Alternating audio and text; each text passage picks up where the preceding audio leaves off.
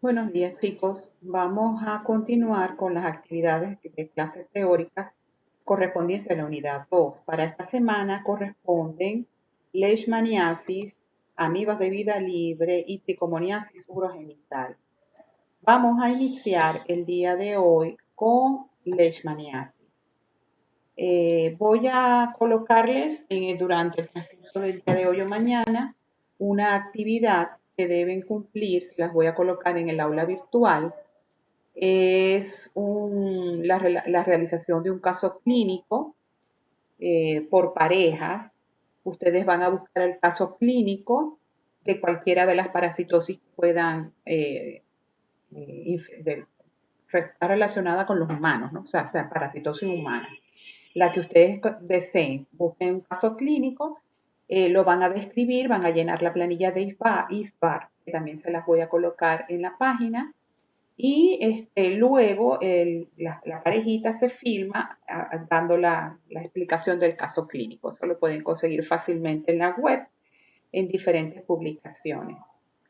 Bueno, vamos a iniciar nosotros lo relacionado con leishmania.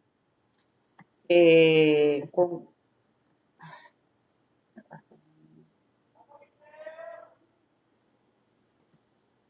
ajá. Iniciamos entonces ubicándonos taxonómicamente con relación a este parásito.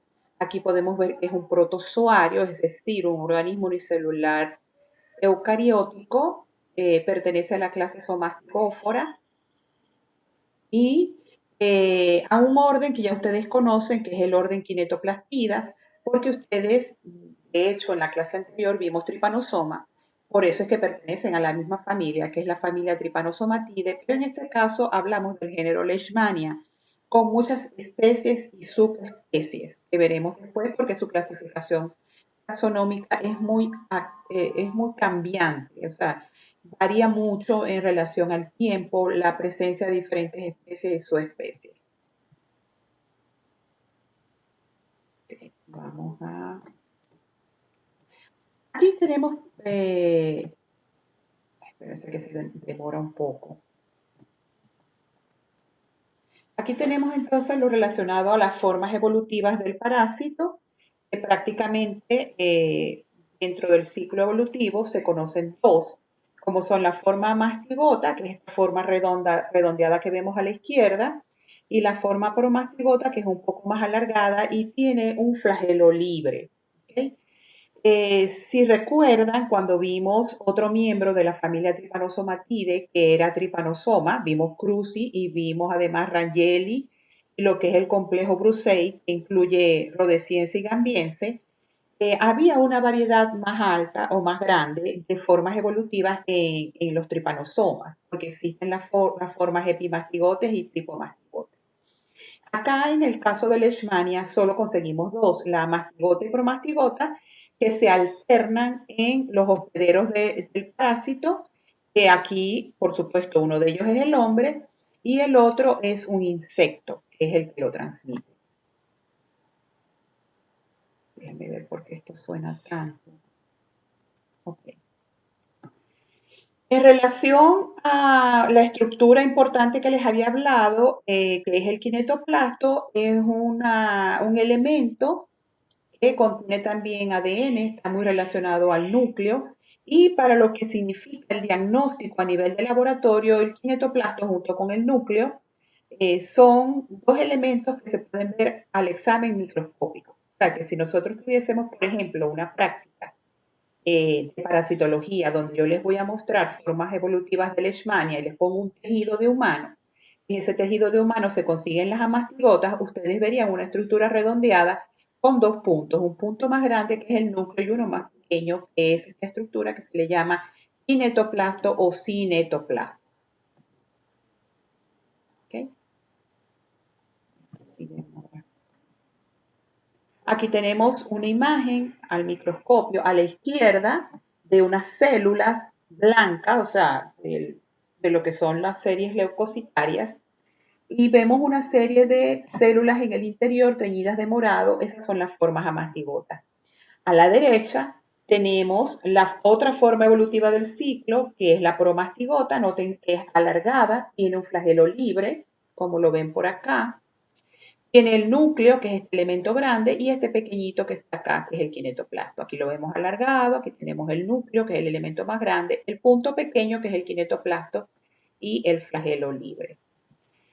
En relación entonces a todas las especies de Leishmania, indistintamente de su especie, podemos determinar que las formas amastigotas se consiguen en el hospedador vertebrado. Fíjense que el hospedador vertebrado incluye al hombre y a muchos otros animales, tanto domésticos como salvajes. Por eso es que esta es una parasitosis que también es considerada zoonosis, porque existen muchos animales que son sus reservorios. Mientras que la forma alargada, la forma de flagelo libre, que es la forma promastigota, solo se consigue en el hospedador invertebrado.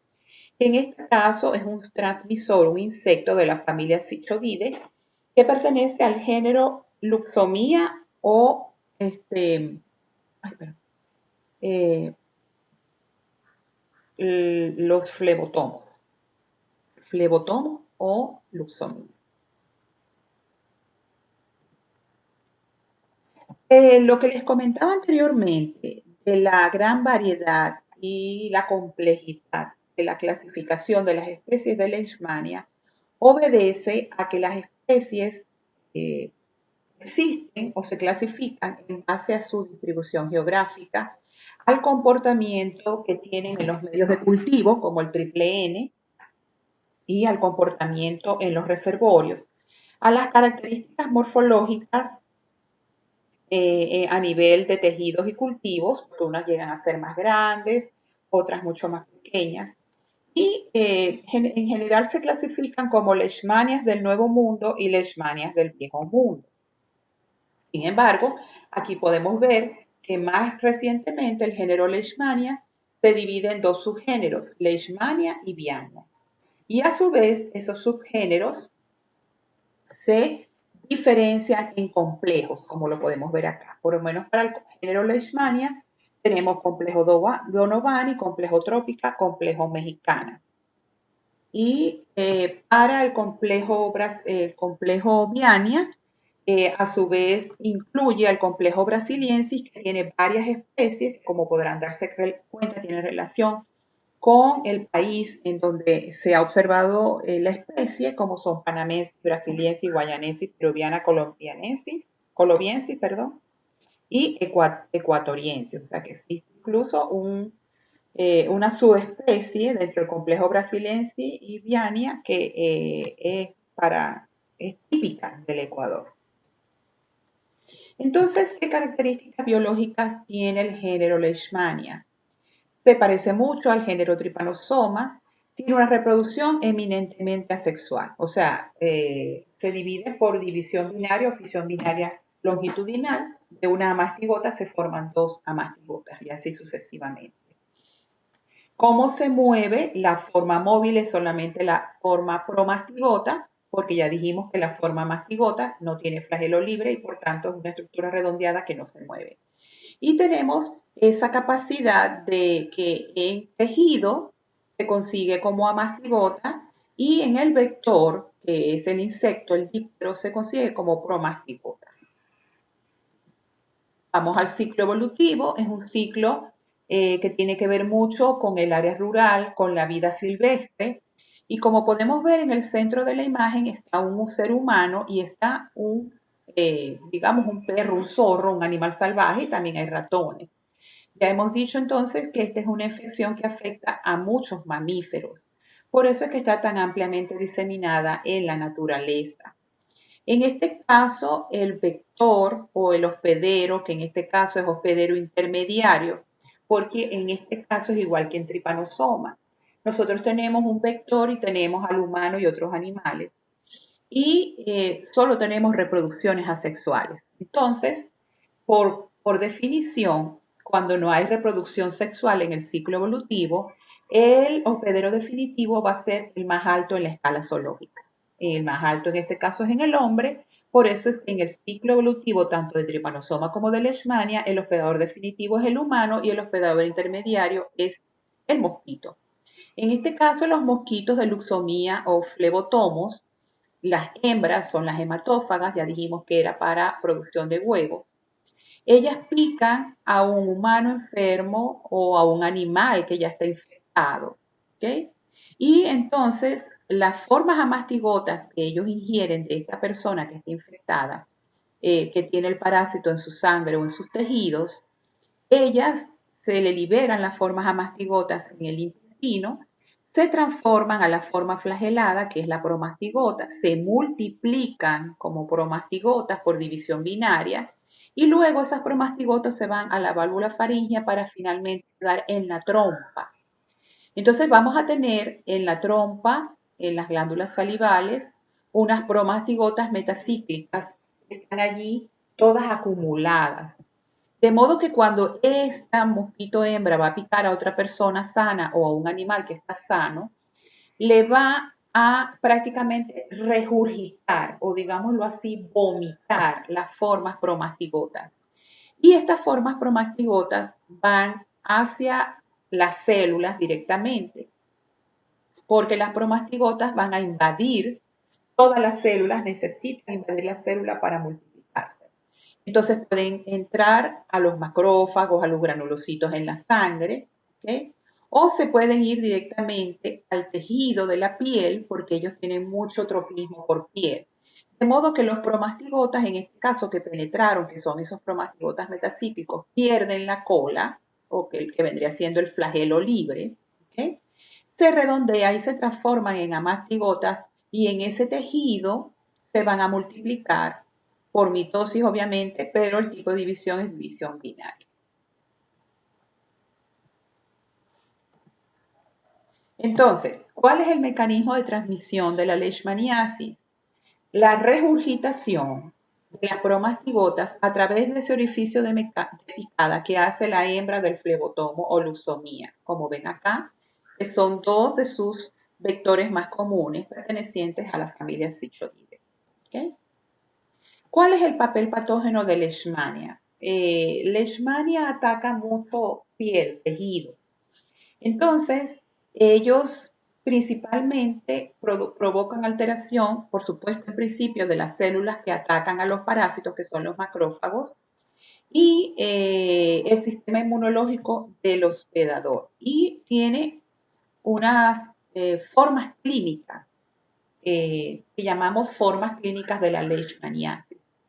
De modo tal que dependiendo del sitio donde se localicen las lesiones, nosotros podemos hablar de leishmaniasis visceral o cala-azar. En este caso, los parásitos no se van a los tejidos, a la piel como tal, sino que se va a las vísceras, de allí su nombre. ¿Okay? Se va al hígado, al vaso. Tenemos la leishmaniasis más común, la leishmaniasis cutánea, donde el parásito está ubicado en la piel, específicamente en áreas expuestas del ser humano, como las piernas, los brazos.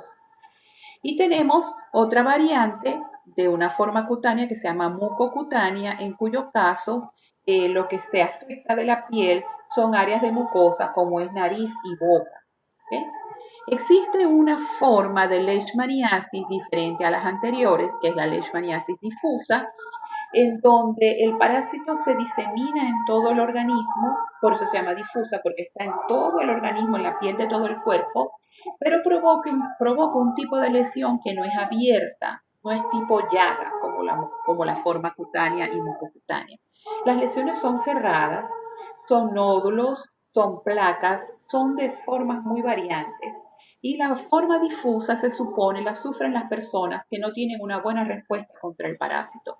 Los que tienen una mejor respuesta contra el parásito generalmente sufren la forma cutánea, a lo sumo la mucocutánea. Incluso se habla que la visceral es más frecuente en niños porque tienen una baja respuesta contra el parásito. Aquí tenemos algunas formas clínicas. ¿Okay? Aquí tenemos en primer término a la izquierda una lesión abierta de fondo granulomatoso, de bordes levantados, que es la lesión típica de la leishmaniasis cutánea. Aquí tenemos unas variantes que están en mucosa, como podemos ver, atacaron nariz. Aquí abajo esta persona tiene la leishmaniasis difusa, que como podemos ver son Lesiones en todo el cuerpo, a pesar de que aquí a esta persona solo se le ve la cara, pero de tipo placa, de tipo cerrada. Y la última debe ser leishmaniasis visceral.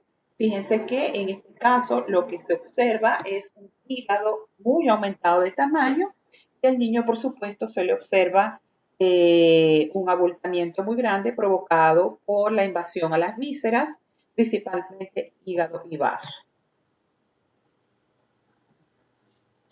Aquí tenemos varias manifestaciones de la leishmaniasis cutánea. A la izquierda, la típica de borde levantado, fondo rojo. Aquí el fondo se ve un poco más blanco porque generalmente, a consecuencia de que la lesión es abierta, se sobreinfecta con bacterias. Entonces, muchas veces la producción de pus que se observa allí es por la infección bacteriana sobreagregada.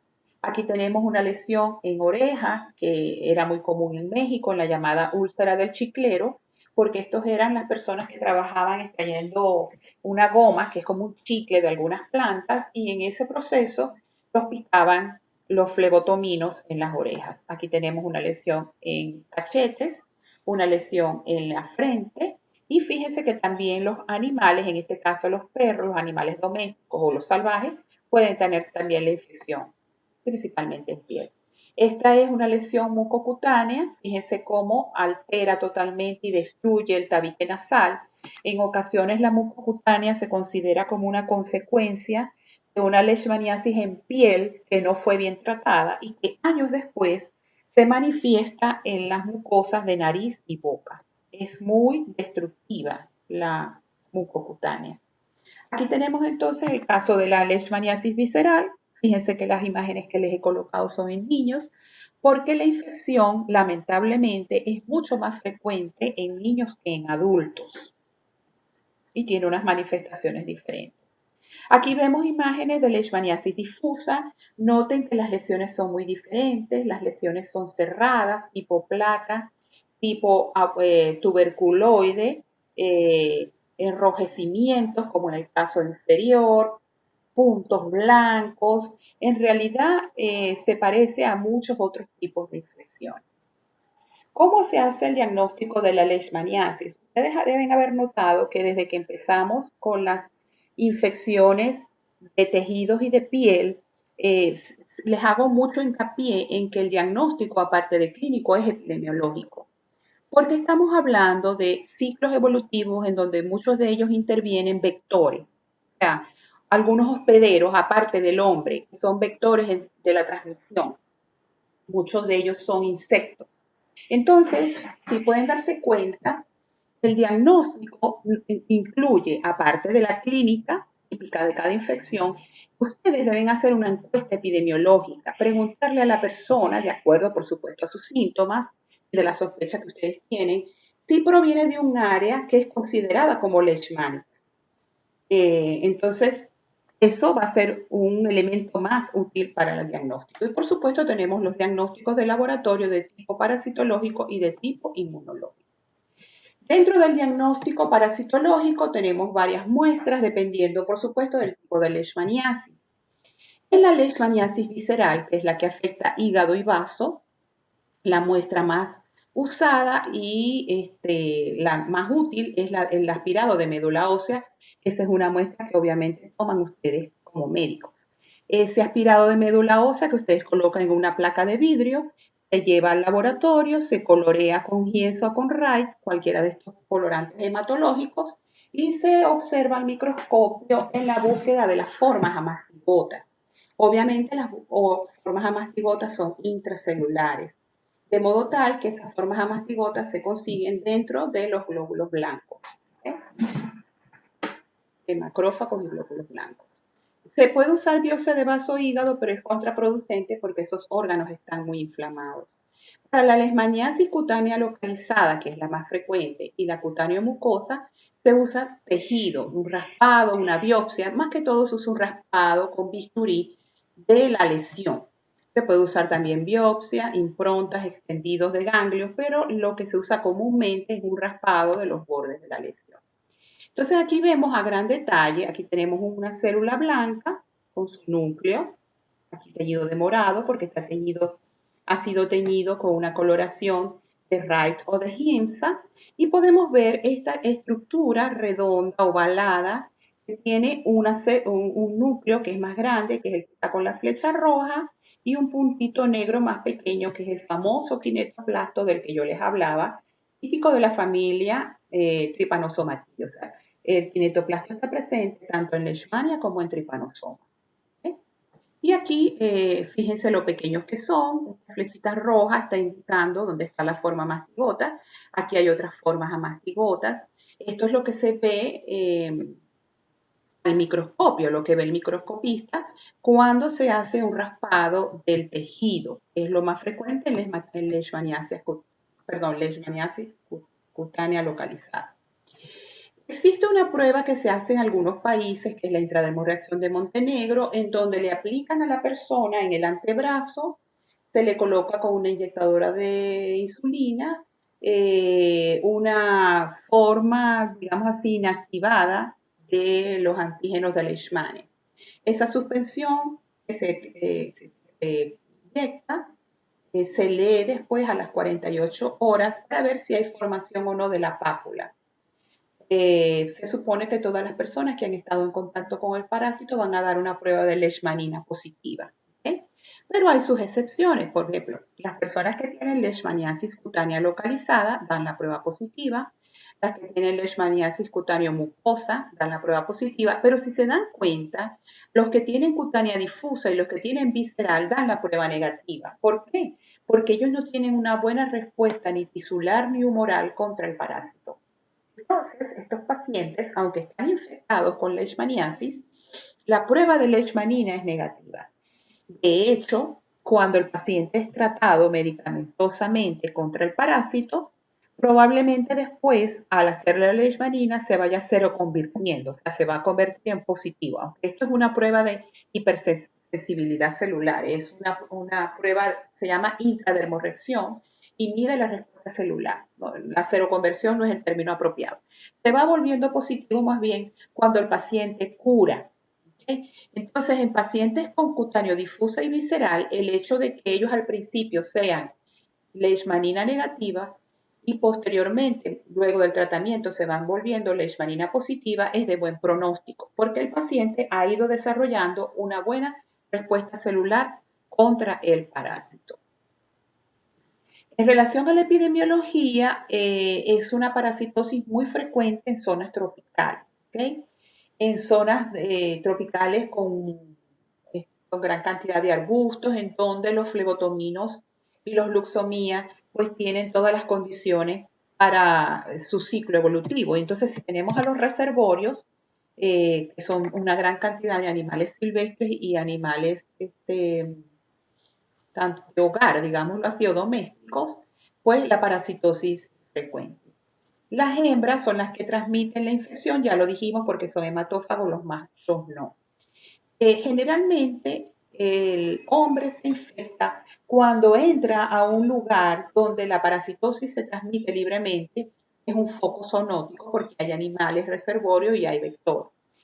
Pero ahora que las ciudades han ido creciendo hacia el área rural, ya se considera que no es tan rural la infección, porque el humano ha ido invadiendo espacios que eran anteriormente bosques, y entonces ahí notamos que se empiezan a conseguir casos de personas infectadas. La distribución geográfica, noten que es muy alta a nivel de Latinoamérica. ¿Okay? Aquí está bien marcada en rojo. Por supuesto, África y el continente europeo. Por eso es que se habla de la leishmaniasis del viejo mundo principalmente, ¿no? Porque de allá iniciaron. Y aquí, como podemos ver, Ecuador, la zona que está en rojo son los focos más fuertes de leishmania. Y noten que es toda la parte de la costa y toda la parte de la Amazonía, que tiene las condiciones para la infección. En relación con la prevención de la leishmaniasis, obviamente está de reducir el contacto con el vector, que implica el uso de repelentes, el uso de mosquiteros, mallas finas en puertas, en ventanas, cubrir bien nuestro cuerpo. La mayoría de ellos tiene una actividad para picar a partir de entre la tarde y noche. Por eso es que no se recomienda salir al campo o al monte a esas horas, porque a partir de las 6 de la tarde ellos tienen más el hábito de salir a picar y alimentarse. Este es un vector que vuela o a pequeños brincos, a bajas, no tiene un vuelo muy alto. Entonces, cuando nosotros nos doblamos a hacer alguna actividad en el suelo, ellos tienen esa facilidad para picar. ¿Okay? Entonces, el salir en las tardes y hacer actividades que nos permitan doblarnos y donde ellos tienen mayor facilidad para picar, o sea, los flebotominos o los leucemías, pues es un factor de riesgo.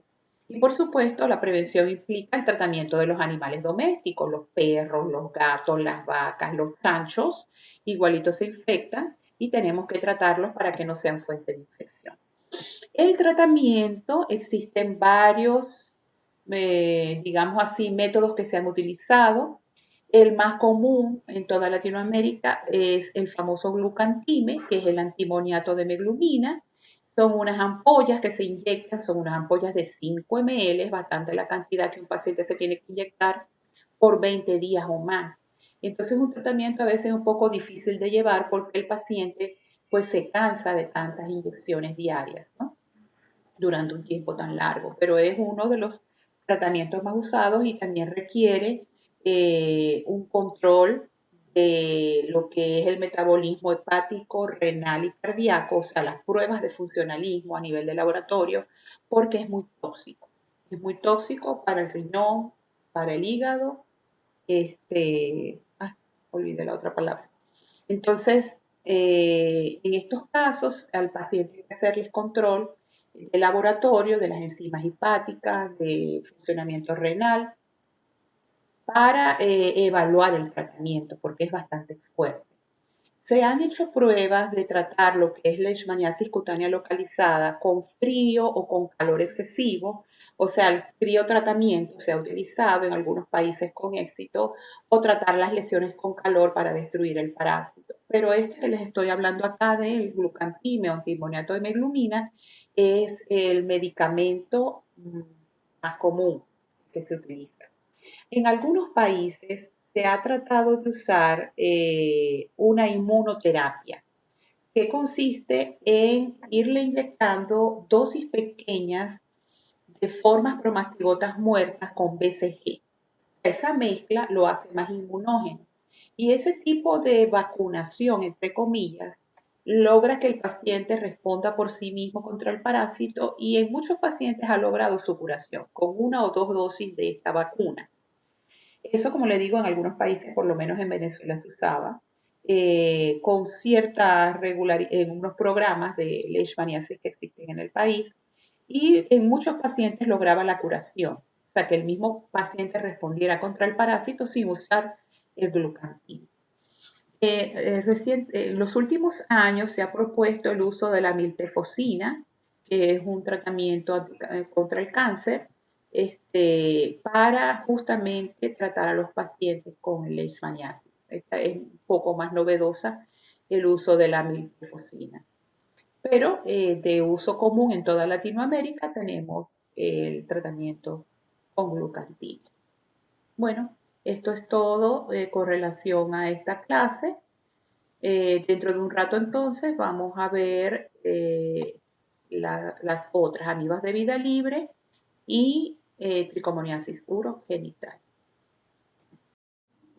Ok, chicos, como les había comentado entonces, vamos ahora a continuar con las clases de la unidad 2 con protozoos y helmintos de sangre y tejidos.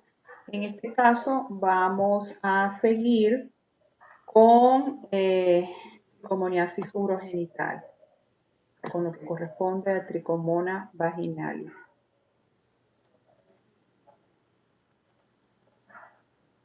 Tricomona vaginalis es un protozoo. Nosotros hablamos de un protozoo similar cuando hablamos de los protozoos intestinales. Deben recordar que en esa ocasión yo les comentaba que el género Tricomonas tenía 3 especies de interés en humanos. Tricomonas hominis, que las vimos, eran parásitos del intestino. Tricomonas tenax, que es de la boca, y Tricomona vaginalis, que es de genitales. Vamos a iniciar con la morfología. Este es un parásito así como cuando hablamos de Trichomonas hominis, solo tiene forma de trofozoito. O sea, no existen en su ciclo evolutivo otras formas evolutivas. El único es el trofozoito, no existen quistes. ¿Cómo es este trofozoito? Es un trofozoito de un flagelado, porque en este caso estamos hablando de un microorganismo, un protozoo que tiene varios flagelos.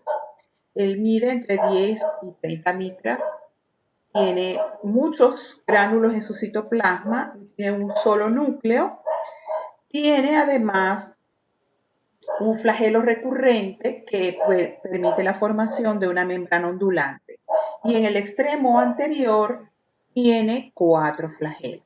¿Okay? Entonces él tiene capacidad de movilidad a través de sus flagelos libres y de la membrana ondulante, que es algo así como una capa muy fina que les permite un movimiento ondeante o digamos ondulante.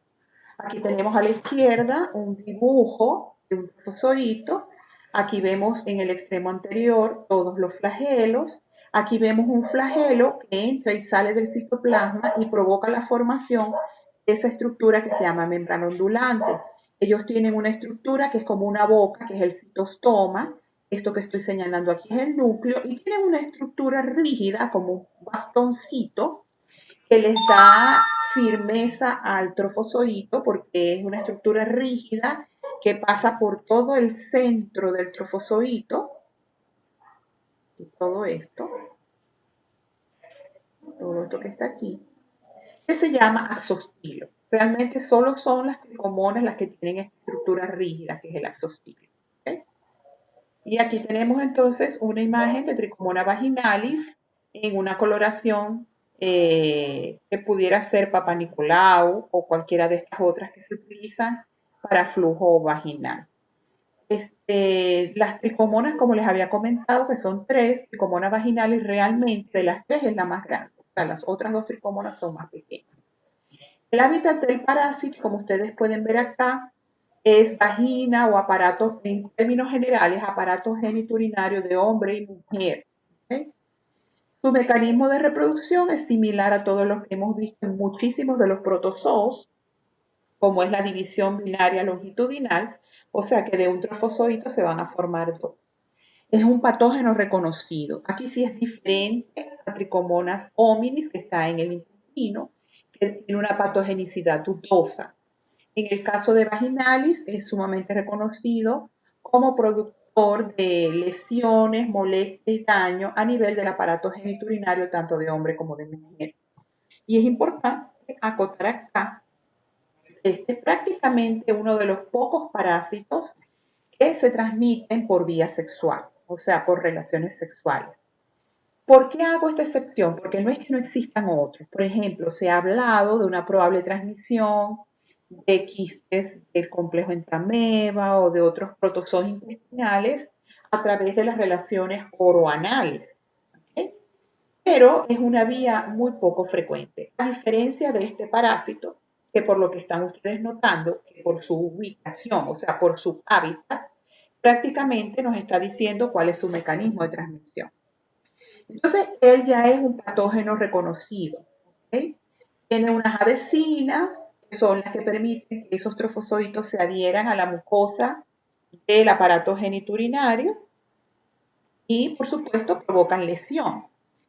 Hay erosión de la mucosa vaginal o geniturinaria en general y por eso el papel patógeno o la patología se denomina tricomoniasis vaginal o tricomoniasis urogenital. ¿Por qué?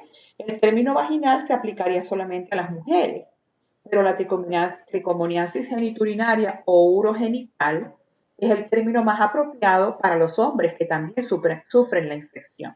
¿Okay? Aquí tenemos una imagen de los trofozoitos, esta estructura que vemos acá, ¿okay? Con una parte un poquito más convexa y sus flagelos libres.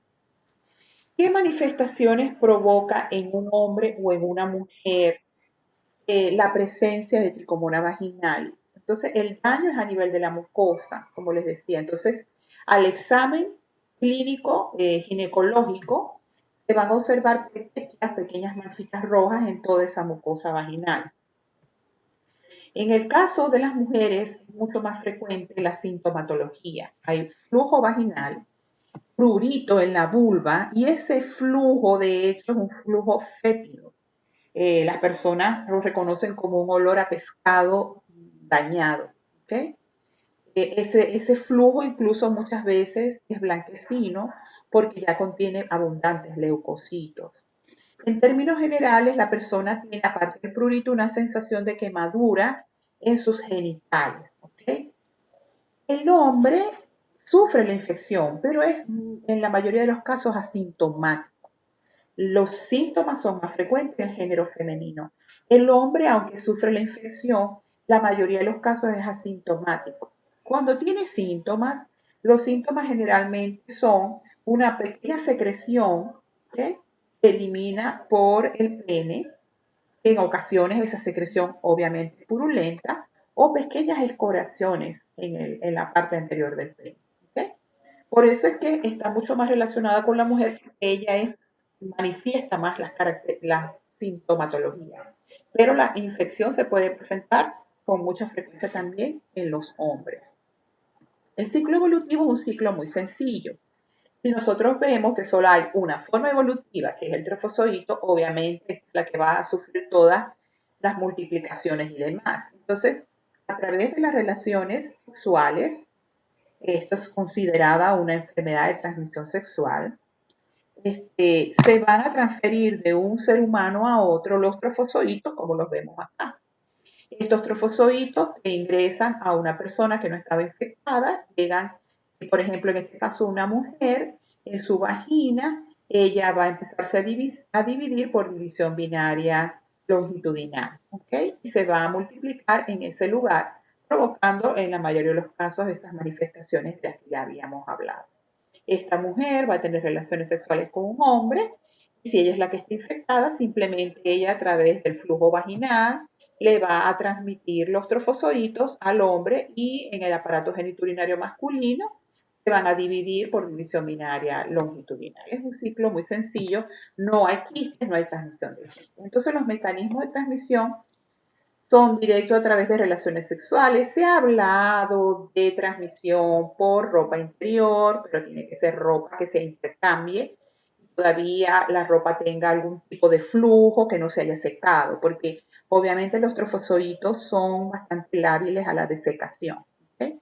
O para sobrevivir un poco más necesita un ambiente bastante húmedo. Entonces, esta transmisión indirecta a través de baños sanitarios que puedan estar infectados donde la persona se sienta, tiene que ser realmente algo muy rápido, porque de otra manera los trofozoitos que caen al medio ambiente van a degenerar en el tiempo, ellos no duran mucho tiempo. ¿Okay? Y también a través del canal de parto a los bebés recién nacidos, pero simplemente lo van a tener en su superficie.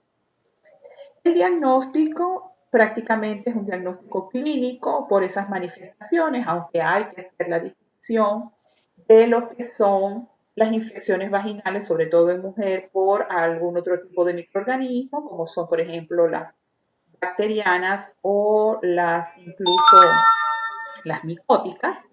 Y en el caso del diagnóstico de laboratorio, en la mayoría de los casos se evalúa la secreción vaginal. Esa secreción, obviamente, esa muestra es tomada por el médico al hacer el examen ginecológico.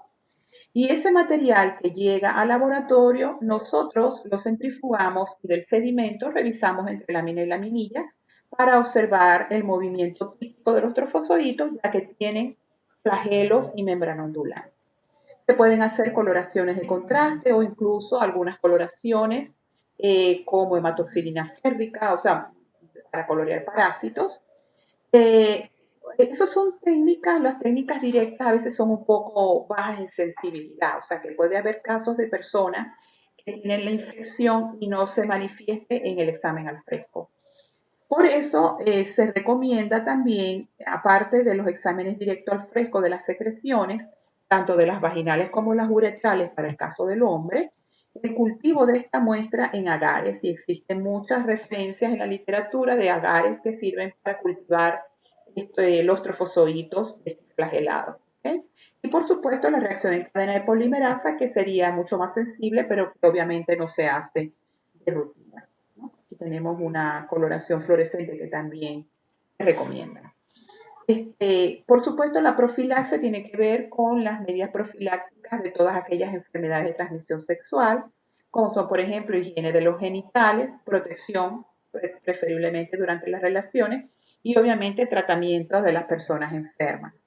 Con relación al tratamiento, nosotros tenemos posibilidades, o ustedes tendrán posibilidades de colocar un tratamiento tanto por vía oral como la colocación de óvulos. ¿Okay? Entonces, si ustedes se dan cuenta, se utiliza un antiprotozoo común, como es el metronidazol, ya ustedes lo han oído, incluso para los protozoos intestinales. ¿Okay? También se puede usar el tinidazol, que es una de sus variantes, y el cotrimazol, que incluso se consigue en forma de óvulos vaginales. O sea que el tratamiento, aparte de oral, también puede ser local o tópico a través del uso de estos óvulos vaginales. Vamos ahora a continuar con la siguiente clase que tiene que ver con las amibas de vida libre. Voy a abrir aquí la presentación y después entonces sí le doy compartir pantalla para que continúe. Mire, en este caso vamos a hablar de un protozoo o de dos o tres protozoos, digámoslo así, que viven en el medio ambiente. Entonces, desde el punto de vista de su clasificación, se consideran parásitos facultativos. Si ustedes recuerdan, cuando yo les di las clases de generalidades, de parasitología, yo le hablé de algunos parásitos obligados y otros que son parásitos facultativos. De hecho, entre los helmintos vimos Strongyloides estercoralis, que hace ciclos de vida libre y ciclos de vida parásita en humano en forma alterna. Este protozoo que vamos a ver hoy, o estos porque son varios, tienen esa misma facilidad. Son amibas que viven en el medio ambiente y en ciertos momentos de su ciclo evolutivo pueden penetrar al humano y acomodarse o, digámoslo así, habituarse a la vida en forma parásita. Esto para que tengan una idea de cuál es la clasificación taxonómica de las tres que vamos a ver hoy. El reino Protozoa, ¿okay? Tenemos primero al género Naegleria, con varias especies, pero la especie patógena característica es Naegleria fowleri. Dentro del mismo reino Protozoa, pero dentro de otro orden, tenemos en el orden Acanthopodida, al género Acanthameba y al género Balamutia. Dentro del género Acanthameba hay varias de interés en humanos, Culversoni y Castellani son las más prevalentes, digámoslo así. Y dentro de Balamutia, Balamuta mandrilaris, por su nombre obviamente proviene de los mandriles. En cuanto a morfología, biología y demás, prácticamente les voy a hablar en primer término de Acanthameba, luego de Naegleria. Todo lo que yo les haga referencia de Acanthameba, es igual para Balamutia. Entre Acanthameba y Balamutia, llegar a la diferenciación requiere PCR en la mayoría de los casos, ¿okay? Porque morfológicamente son iguales. Entonces, Acanthameba, la descripción que yo les dé, va a ser válida para Balamutia también. Con relación al hábitat de las ABL, o sea, de las amibas de vida libre, como les decía, ellas viven en el ambiente. Ellas están presentes en suelos, en arena, pero en tierras húmedas, en lagos, en piscinas, y oigan que les estoy hablando de piscinas que tienen cloro, que incluso tienen niveles de cloro. Agua de chorro, del agua que nosotros llamamos agua potable, agua mineral, en aguas estancadas, en aires acondicionados, en el agua que destilan los aires acondicionados, en las aguas del calentador, incluso algunas de ellas, como las especies de Acanthameba, pueden sobrevivir en soluciones de limpieza de lentes de contacto, y eso es bastante arriesgado. Tengo que hablarles de este término, econosis, porque se refiere específicamente a las amibas de vida libre. Ustedes me habían oído hablar antes, perdón, de la zoonosis. consideran las parasitosis de animales que se transmiten a humanos. Las econosis son enfermedades que causan organismos que se consideran de vida libre, que generalmente viven en el ambiente, pero que en ocasiones, como en este, pueden considerarse como parásitos. ¿Okay? Incluso son parásitos oportunistas de hombres y animales. Entonces, una econosis es un tipo de enfermedad que se produce en un humano por un ser vivo que generalmente está en el medio ambiente. ¿Okay? Ese término es importante que ustedes lo identifiquen. ¿Qué formas evolutivas podemos observar en las amibas de vida libre?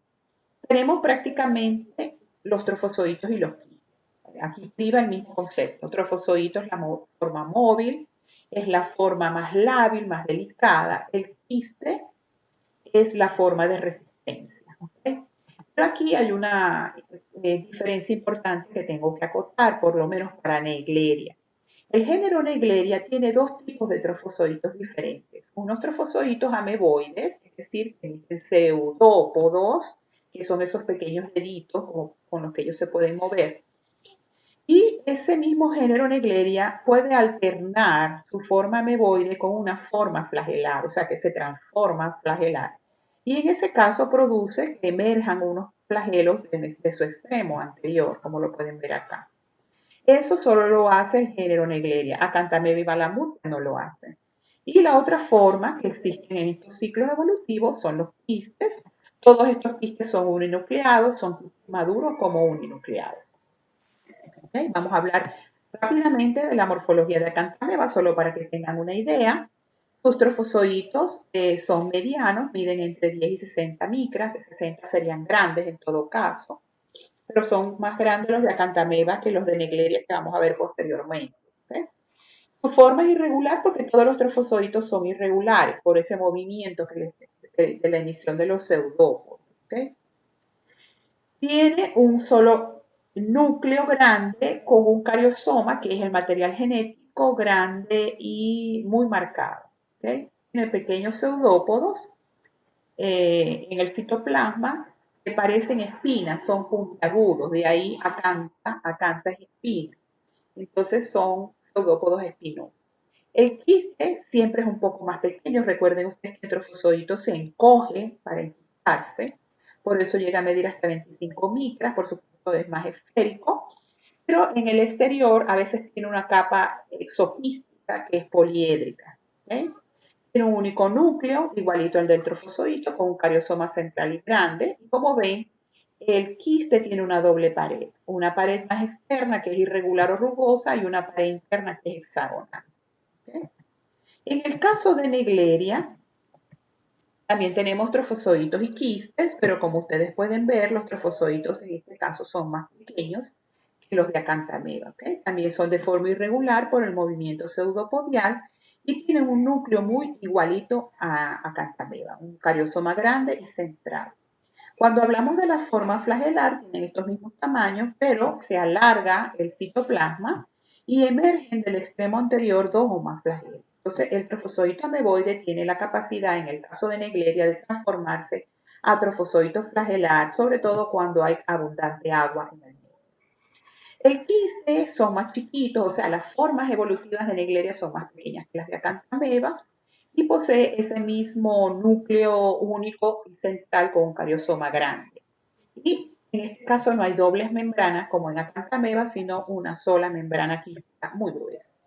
Aquí tenemos algunas imágenes, en la parte superior los trofozoitos, aquí tenemos varios trofozoitos que se ve como un ojito, este es el núcleo con ese cariosoma grande y central, vacuoladísimo el citoplasma como lo pueden ver, y aquí a la derecha tenemos el trofozoito de Acanthameba, que es más grande que el de Naegleria, y tiene estos pseudópodos finititos, chiquititos, que es lo que nosotros llamamos acantopodios, porque son espinosos.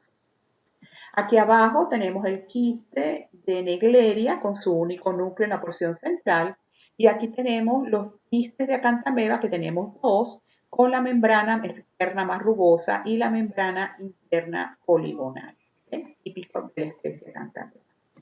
¿Cómo es el ciclo evolutivo de estos parásitos? Estos parásitos, como habíamos hablado, viven en el medio ambiente, ¿okay? Naegleria, Acanthameba y Balamutia. y viven en esa situación de medios donde hay mucha agua o suelos muy húmedos, fangosos. ¿Ok? ¿Cómo se infecta el hombre? El hombre generalmente se infecta por inmersión, o sea, por bañarse en un sitio donde el agua está contaminada y tiene los trofozoitos flagelares, como este que está aquí abajo, o los ameboides de Naegleria, o los trofozoitos y los quistes de Acanthameba. En el caso de Acanthameba se habla de que hay otros mecanismos de transmisión, no solamente la inmersión en aguas contaminadas, sino también se habla de lesiones en piel, o sea que a través de heridas donde se tiene contacto con suelos contaminados, se supone que también Acanthameba puede penetrar. Incluso se habla, en el caso de Acanthameba, que también los quistes pueden penetrar por el epitelio neuroolfatorio. Recordemos que en estos casos, por baños de inmersión, el mecanismo de entrada, fíjense acá en la imagen, tanto de los trofozoitos aquí como de los trofozoitos y los quistes acá, es que ellos entran por la nariz, penetran por el epitelio neuroolfatorio. En el caso de Naegleria, solo los trofozoitos por epitelio neuroolfatorio, y en el caso de Acanthameba y Balamutia, tanto los trofozoitos como los quistes pueden penetrar por el epitelio neuroolfatorio. Esto permite esa cercanía del epitelio neuroolfatorio les permite llegar rápidamente al cerebro. Y ese es el problema. Estos parásitos atacan en primer término cerebro. ¿Okay? Por eso producen cuadros de meningoencefalitis. Y en el caso de Acanthameba y Balamutia prefieren la encefalitis. No meningoencefalitis toda, sino el encéfalo. ¿Okay? Entonces, una vez que ellos penetran, se van al cerebro y ahí los trofozoitos se van a multiplicar. Se van a multiplicar por división binaria, como les había comentado. Y van a producir su daño. ¿Okay? ¿Qué va a provocar Naegleria? Un cuadro que se denomina meningoencefalitis amebiana primaria, en español significa MEA. Y Acanthameba va a producir un cuadro de encefalitis amébica granulomatosa, ¿okay? EAG. Es el primer cuadro que generalmente ellas producen. Sin embargo, existen algunas especies de Acanthameba que tienen un tropismo especial por el ojo. Entonces ellas van a penetrar por el ojo en esos baños de inmersión o en el caso de las soluciones de lentes de contacto contaminadas. Entonces aquí el cuadro clínico es diferente, es una infección en el ojo que provoca queratitis y úlceras corneales. ¿Okay? En caso de Naegleria, que se llama meningoencefalitis amibiana primaria, se llama primaria porque se quiere diferenciar de un cuadro que se llama meningoencefalitis amibiana secundaria, que es producido por histolítica. Si ustedes recuerdan, cuando yo les di la clase de histolítica, les dije que histolítica está en el intestino, pero puede irse al hígado, a pulmones o al cerebro. Cuando ella se va al cerebro, produce un cuadro de meningoencefalitis que se llama meningoencefalitis amibiana secundaria. Y es secundaria porque entró en principio por el intestino. ¿Okay? Aquí no, aquí estamos hablando de Naegleria, de una amiba que entró por el epitelio neuroolfatorio y por continuidad subió hasta el cerebro. ¿Okay? Entonces, por eso se llama primaria. Y esta es una amiba que yo no sé si ustedes recuerdan, en algunos programas de Discovery, un programa que se llamaba Parásitos lo pasaban. Esa es la famosa amiba come cerebro. Y en alguna ocasión pasaron unos programas allí de lo que llamaban amiba come cerebro. Es esta especie, es el género Naegleria. ¿Qué cuadro clínico producen cada una de ellas? Meningoencefalitis granulomatosa es producida por Acanthameba. Bueno, aquí hay una pequeña diferencia del oportunista o no. ¿Por qué? Porque se habla de que Naegleria ataca a personas sin ningún tipo de inmunocompromiso, incluso personas muy jóvenes. En cambio, Acanthameba, los cuadros que se han visto en personas mayores o en personas con algún tipo de inmunocompromiso. Esa es una diferencia. En el caso de la clínica que manifiestan las personas que tienen meningoencefalitis granulomatosa, provocada por Acanthameba o por Balamutia, presentan alteraciones del estado mental, cambios de comportamiento, obviamente convulsiones, se presentan unos cuadros parecidos a la epilepsia, dolor de cabeza, afasia que son esas dificultades para hablar, leer y comprender. Fiebre, rigidez en el cuello, alteración de la visión, anorexia, vómito, malestar general, ataxia, que ya es la pérdida de la coordinación muscular, coma y muerte si no se identifica el agente etiológico y no se trata, que ese es uno de los grandes problemas, porque hay que hacer el diagnóstico diferencial de la meningoencefalitis granulomatosa de acantameba o balamutia contra una otra gran cantidad de microorganismos que pueden atacar cerebro o el encéfalo. Si estamos hablando del daño en el ojo, que puede ser provocado la queratitis por acantameba, tenemos como características el enrojecimiento del ojo, el lagrimeo excesivo, o sea, el ojo lagrimea todo el tiempo, que es lo que se llama epífora, dolor intenso, por supuesto, fotofobia, molestia con la luz y edema. Si estamos hablando del cuadro que produce Naegleria, Naegleria es mucho más activa, el cuadro es más violento, dura menos tiempo. Las meningoencefalitis amibiana primarias producidas por Naegleria son muy violentas. El paciente a los 6-7 días de infección ya está bastante complicado. ¿Okay? Mientras que la meningoencefalitis granulomatosa es un poco más insidiosa y más lenta en producirse. La meningoencefalitis amibiana primaria obviamente va a haber ataque de la masa del cerebro y entonces van a haber alteración de olfato, gusto, fiebre, dolor de cabeza, rigidez del cuello, es una característica para ambos casos de infección, sensibilidad a la luz, náusea, vómito, pérdida del equilibrio, somnolencia, alucinaciones, convulsiones, obviamente, ¿no? Entonces, ¿cómo se haría el diagnóstico? Primero, obviamente, tiene que haber un antecedente epidemiológico. En el caso de Naegleria, baño en una piscina, baño en un lago, en algún río, no digo tanto ríos, sino lagos donde las aguas están más estancadas y tienen mucha materia orgánica. Ahí es donde generalmente se encuentra Naegleria. ¿Okay? Entonces, aparte de ese antecedente, pues la clínica, la idea es que se haga el examen de líquido cefalorraquídeo, ¿verdad? Porque estamos hablando de una meningoencefalitis. Entonces, en el laboratorio, al hacer la evaluación del sedimento del líquido cefalorraquídeo, nosotros pudiésemos observar unos trofozoitos muy pequeños en el caso de Naegleria, en el examen fresco. Se recomienda el laboratorio para hacer la distinción de la especie, debe hacer una prueba que se llama prueba de flagelación, que voy a explicar levemente. Se pueden hacer coloraciones del líquido tratando de determinar la morfología de la amiba. También hay cultivos, hay agares que permiten cultivar las amibas de vida libre y hacer un diagnóstico más certero, pero son más demorados. Por supuesto, pruebas inmunológicas y reacción en cadena de polimerasa. En el caso de Cantameba, a pesar de que produce encefalitis granulomatosa, el material a la muestra ideal no es líquido cefalorraquídeo, se consiguen muy pocas formas evolutivas y es probable que no los observemos. Entonces se trabaja con biopsias. El problema es que esta parasitosis se ha detectado muchas veces post-mortem, por eso se habla de la biopsia. Entonces se ven los trofozoitos en el tejido coloreado. Por eso aquí les digo que el líquido cefalorraquídeo rara vez se pueden ver los trofozoitos de acantameba. ¿Okay? ¿Cuál es la prueba de flagelación que nosotros podemos hacer en el laboratorio para identificar Naegleria en primer término? Que es una de las más patógenas, aunque las tres son patógenas. La prueba de flagelación para nosotros es mezclar una parte de líquido cefalorraquídeo con agua de chorro, se deja en incubación a 37 grados, se centrifuga y revisamos el sedimento. Si nosotros en el primer examen del sedimento del líquido vimos trofozoitos ameboides y luego de este procedimiento que acabamos de hacer de incubación, observamos que más del 50% de las formas ameboides ya no se ven, sino que son formas flagelares, como está aquí abajo, estamos en presencia del género Naegleria. No sabemos la especie, pero sí sabemos que es el género Naegleria. ¿Okay? Suponemos que es Naegleria fowleri, que es la patógena, porque hay otras Naeglerias, Naegleria gruberi y otras especies.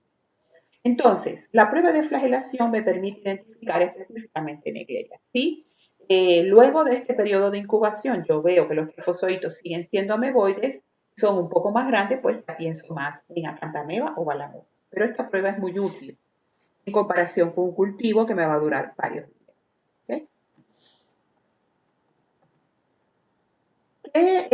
Podemos hablar de la epidemiología de las amibas de vida libre. Son cosmopolitas, se han visto alrededor de todo el mundo, pero principalmente en países que tienen estaciones, sobre todo cuando se cambia de la estación fría a la cálida. En esas piscinas que se tapan, esas aguas que están ahí contenidas, en muchas ocasiones proliferan las amibas de vida libre. Tienen baja prevalencia en humanos, se reportan uno que otro caso, de hecho son muy rimbombantes porque pues por la afección que causan en el paciente y se piensa que es como algo muy exótico porque es algo del ambiente que nos llega a parasitar, o sea, una especie que vive en el ambiente y nos parasita. Y la prevalencia varía mucho de la edad del paciente, dependiendo de la edad y la condición. La mayoría de los casos de Naegleria se han visto en jóvenes, en niños y adolescentes. ¿Okay? Por eso se piensa que no es una enfermedad oportunista, mientras que Acanthamoeba se ha visto más en personas ancianas y personas con algún tipo de inmunocompromiso. El problema de la mayoría de los casos es que el caso de Naegleria sobre todo son cuadros tan violentos, que evolucionan tan rápido que si la persona si no se llega a pensar en estos microorganismos, el paciente muere sin diagnóstico. ¿Qué tipo de tratamiento se usa contra las amibas de vida libre? Hay pocas experiencias, porque como les comentaba, en la mayoría de los casos la evolución ha sido muy rápida, el paciente ha muerto y se diagnostica post-mortem. Sí existen referidos, sobre todo en Norteamérica, algunos casos de pacientes que han sobrevivido porque llegaron a ser tratados a tiempo, o sea, se les diagnosticó la infección a tiempo y fueron tratados. Sobre todo, existen evidencias recientes de personas que curaron con miltefosina, un medicamento para el tratamiento del cáncer que se administra con mucha rigurosidad, con mucho cuidado, pero sí hay referencia en la literatura de pacientes jóvenes que se salvaron de una infección por Naegleria por el consumo de miltefosina. ¿Okay? Se han hecho pruebas para las dos, tanto para Naegleria acanthamoeba y Balamutia, con antimicóticos, que en su momento algunos han sido efectivos, como la anfotericina B y el ketoconazol.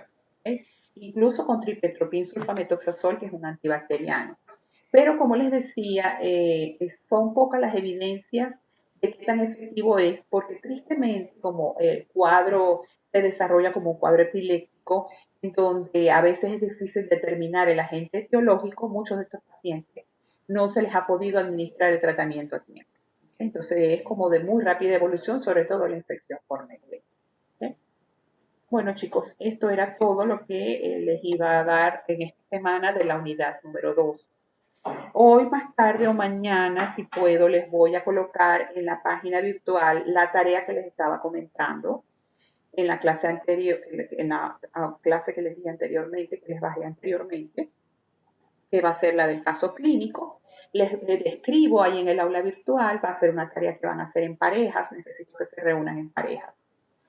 Y ya entonces les sigo dando clases la semana que viene. Entonces, bueno chicos, seguimos en contacto. Cualquier cosa estamos, sobre todo a través del chat. Eh, Les daré todas las explicaciones que sean necesarias. Hasta luego.